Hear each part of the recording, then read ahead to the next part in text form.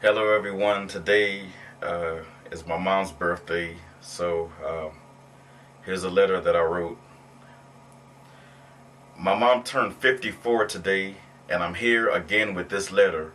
When it comes to my mom, I'm a lot more sensitive. There's always so much in me that I want to release, but either I can't or just won't. I called her today at 2:56 p.m. and she was in good spirits. She was getting ready to go out with my older sister, who was taking her out to a fancy restaurant in downtown Chicago. My sister has always been good with knowing the eating hot spots around town. My mom's voice was the liveliest I've heard it in at least 2 years. Lord knows that 2009 wasn't the best year for her. She nearly had a brush with death back in March with failing kidneys and a blood infection. Around that same time back in 2008, I moved her here from Florida after she dealt with the bitter departure from her now ex-husband. It's like she could never get any sort of break ever. Her childhood was non-existent. She was the oldest of 8 children and was put in charge of them while her mom hung out in the streets. When her mom finally got herself straight, the life she tried to pull away from caught up with her, leading to a poor decision which ended her life.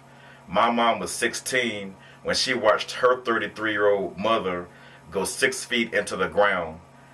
She would meet and fall in love with my dad, but her marriage to him seemed doomed from day one, and then her first divorce and being left alone with 2 kids to raise.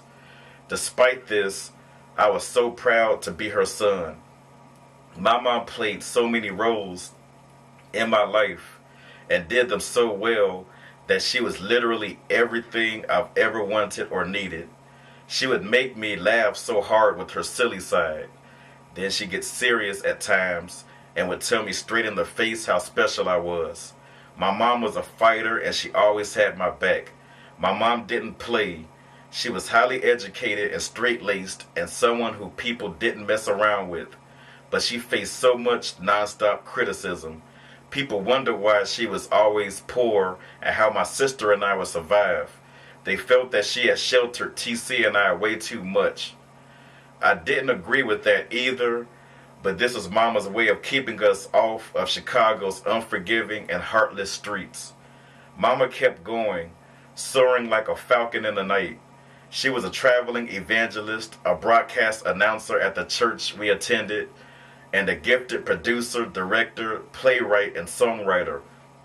My mom stopped doing productions in the mid-90s, and it feels so weird that I'm doing them today. Our relationship in the past couple of years has turned upside down, and sometimes I don't want to write or do videos at all because she is the one whom all of my talent and so much of my skill came from. My mom and I are worlds apart, and I don't even think she knows half of what I do anymore. She's in her own world, and sometimes I do understand why. She has sacrificed so long for my sister and me, and for so many others. Now that TC and I are grown, it seems like this would be the time for her to spread her wings and enjoy her life. Instead, it's been hell. I'm sure she wonders if she'll ever be happy, and getting older with declining health doesn't make the path ahead any brighter. Today the sun was shining, and I hope that my mom could feel it penetrate into her soul. I say to her, happy birthday, Ashayla Curtis. There's still no one like you, and no one still loves you like me.